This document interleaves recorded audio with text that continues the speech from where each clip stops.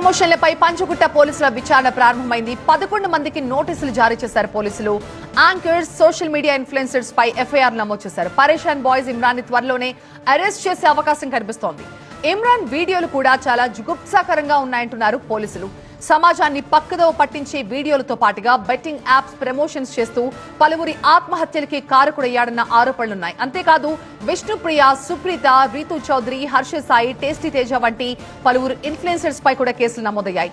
విచారణ చేపట్టి ఆధారాలు సేకరించిన తర్వాత వీళ్లపై చర్యలుంటాయని west zone DCP Vijay Kumar చెబుతున్నారు.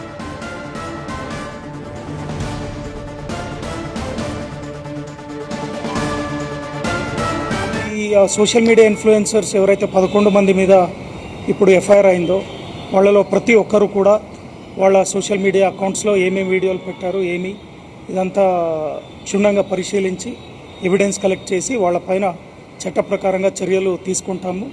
అదేవిధంగా ఇంకా ఎవరైనా సోషల్ మీడియా ఇన్ఫ్లుయెన్సర్స్ ఇట్లాంటి పనులు చేస్తుంటే ఇది ఇల్లీగల్, ఇది అక్రమము, ఇట్లాంటి పనులు ఎవరు చేయకూడదని మేము వాళ్లకు ఖచ్చితంగా నిర్దిష్టంగా హెచ్చరిక జారీ చేస్తూ ఉన్నాము. తెలంగాణ రాష్ట్రంలో చాలామంది యువత ఈ ఆన్లైన్ బెట్టింగ్ యాప్ల ద్వారా ఈ బెట్టింగ్కు పాల్పడి చాలా డబ్బులు కోల్పోయారనేది అది వాస్తవం. అది తర్వాత చాలామంది అక్కడక్కడ అప్పుడప్పుడు సూసైడ్ కూడా చేసుకున్నారనేది కూడా వాస్తవము.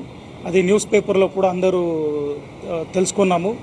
ఇప్పుడు ఈ ఇమ్రాన్ అనే ఒక వ్యక్తి ఎవరైతే పరేషాన్ బాయ్స్ అనే ఒక ఈ పేరు మీద సోషల్ మీడియా అకౌంట్లను పెట్టి చాలా ఆ అకౌంట్ల ద్వారా కూడా చాలా గలీజ్ వీడియోలు కూడా ఎటువంటి మొరాలిటీ, ఎథిక్స్ లేకుండా ఆయన చాలా చిన్న పిల్లల్ని కూడా దాంట్లో వీడియోలలో వాడుకొని చాలా విచిత్రంగా ప్రవర్తన చేపిస్తూ ఓన్లీ సబ్స్క్రైబర్షిప్ పెంచుకొని ఈ వ్యూవర్షిప్ పెంచుకొని డబ్బుల సంపాదన కోసం మాత్రమే ఆయన ఇటువంటి పనులు చేస్తున్నాడు అనేది కూడా మన దృష్టికి వచ్చింది.